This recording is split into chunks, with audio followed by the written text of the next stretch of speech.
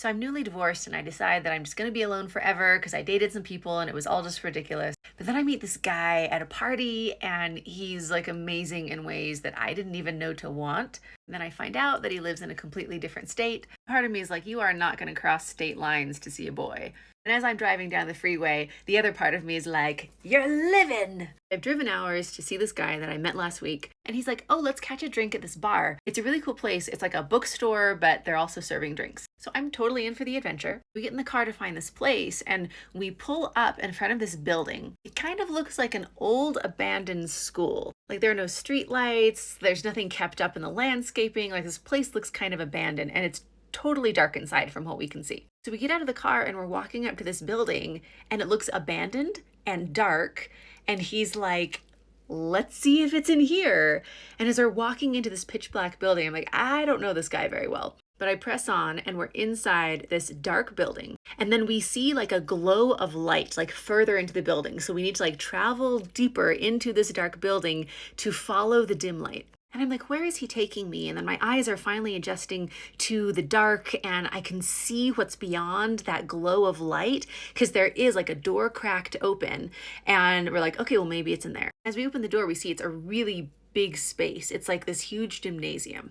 Then we notice something super strange about this room. So it's like a gymnasium with a stage and like a gym floor and a couple basketball hoops. And that's what we would expect.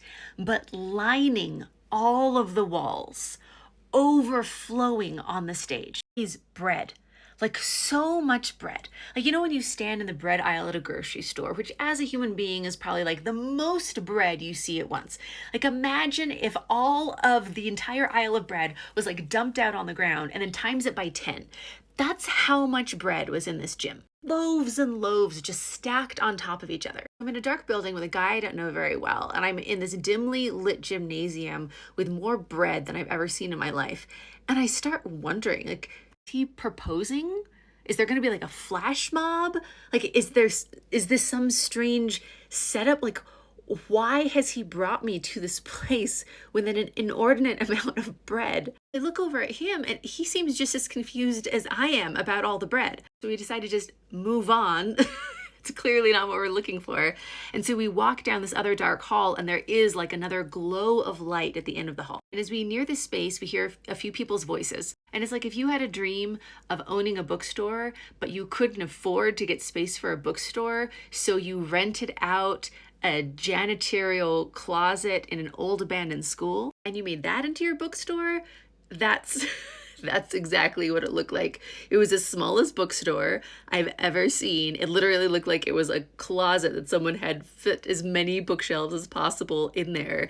And then somehow within that tiny space, they got a little counter and in fact, they were serving drinks. This place doesn't even really have space for books. So space for people is even more limited, and you can tell from the very small crowd. They couldn't entertain a lot of people, but we instantly look at one particular person. First, we notice just all the sparkle. Like there is a glitter coming from this person in like this is part of their identity way. He's a beautiful man with amazingly toned muscles and dark skin and just like covered with glitter. And he has these tights on that are universe print.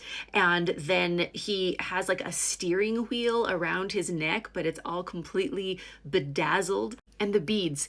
He looks like he won Mardi Gras. The beads and the glitter, and we're so drawn in, and we make eye contact, and he's like, hello, I am Unimo. It's like Geronimo, except universal. We instantly agreed with him and had a drink. And I looked over at this guy that I didn't know very well, that we just found this tiny little bookstore after seeing so much bread.